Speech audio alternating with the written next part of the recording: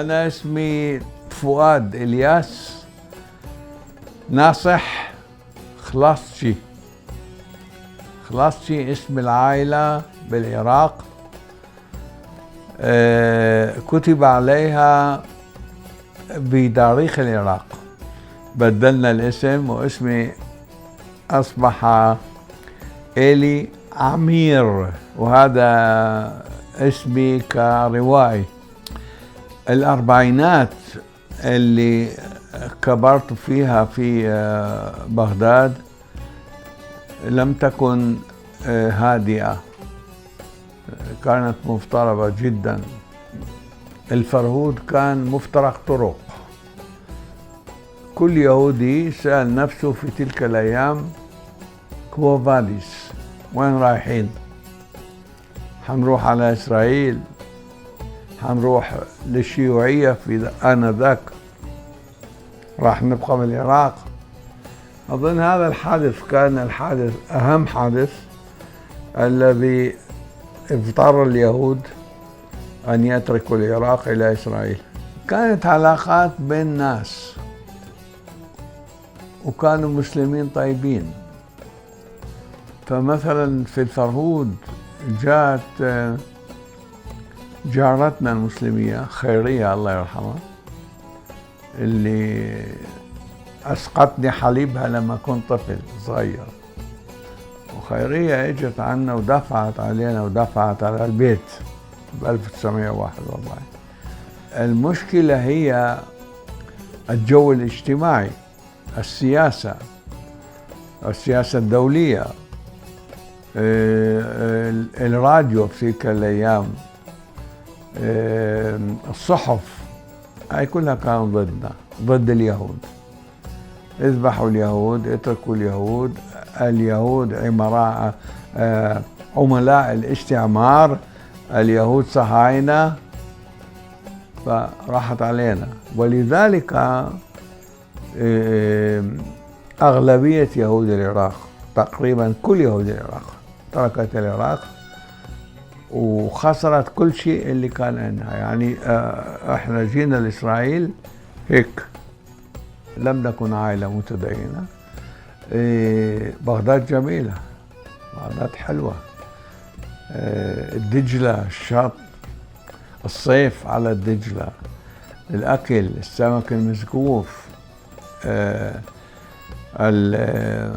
اللحم، يعني الفواكه، الخضروات. العراق دولة فيها كل شيء. هذه الانطباعات والموسيقى بقيت معي إلى درجة أنه تدخل روايات جديدة، سليمة مراد، ناظم الغزالي، أم كلثوم، في روايات جديدة. الموسيقى العربية بقت عامل مهم في حياتي. نشرت 7 روايات ترجمت منها للعربي المطيرشي في العراق في هذه الأيام، وبعدين ترك العراق.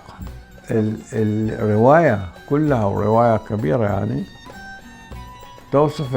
توصف حياة اليهود في العراق والأسلام والعلاقات بينهم في تلك الأيام، الأربعينات، اللي كانت شيء مهم جدا في حياة المسلمين، في حياة اليهود هناك، في حياة الدولة.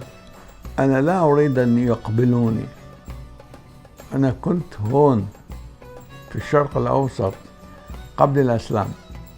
اليهود قبل النبي محمد، اليهود كانوا في العراق 2600 سنة. أنا أتمنى أنه يكون سلام، تعارف بيننا، علاقات ودية إذا ممكن، عن طريق اعتراف الآخر. أتمنى أن يتكلموا العبري مثلا زي ما أنا أتكلم العربي. أتمنى أن يحبوا الموسيقى العبرية زي ما أنا أحب الموسيقى العربية أو الكتب العربية، أو مصر، القاهرة، كنت فيها كثير مرات. أنا لا أعتبر نفسي أنه إلي مركب نقص في هذه المنطقة، لا بالمرة لا. هذه دولتي، هذه أرضي من أيام النبي موسى. شوف اليوم في العالم المتمدن ماكو هواية واحدة، أنا عربي، أنا مسلم، أنا يهودي. في اقتباس من التربيات في العالم كله. اليوم المغنى العربي بالنسبة إلي، المغنى العربي الجديد هو تقريبا اقتباس غربي، رقص. مش بدي، هذا مش عربي مثلا. يعني إذا توصفني يهودي عربي وعربي يهودي، شو بتقول؟ أنا الشخص اللي بحب التربية والثقافة العربية كما يحب العبرية، كما يحب الإنجليزية، الثقافة لأنه أنا أتكلم بالإنجليزي وأقرأ بالإنجليزي.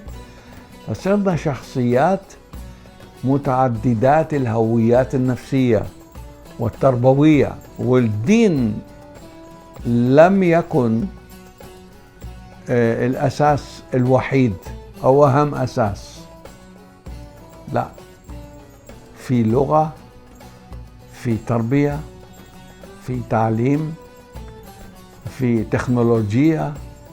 كثير من المشاكل التي تؤلف اليوم الشخص في العالم. لما ألاقي مصري، والحمد لله لقيت مثقفين وأكبر الكتاب في مصر، هم زي شرق غرب. الدول العربية خسرت اليهود، واليوم أسمع زملائي في العراق صحفيين وآخرين أنه يتمنون أن كانوا اليهود في العراق، ويعترفون اليوم، هذا شيء مشهور في العراق، أنه ما أعطوا اليهود للعراق لا له ثمن. لو كانت البيئة مختلفة في الدول العربية يمكن أن يعيشوا هناك يهود زي ما عايشين معنا إسلام ومسيحيين. لقاءاتي مع مثقفين أسلام وعرب كانت جميلة وطيبة، في ألمانيا، في لندن.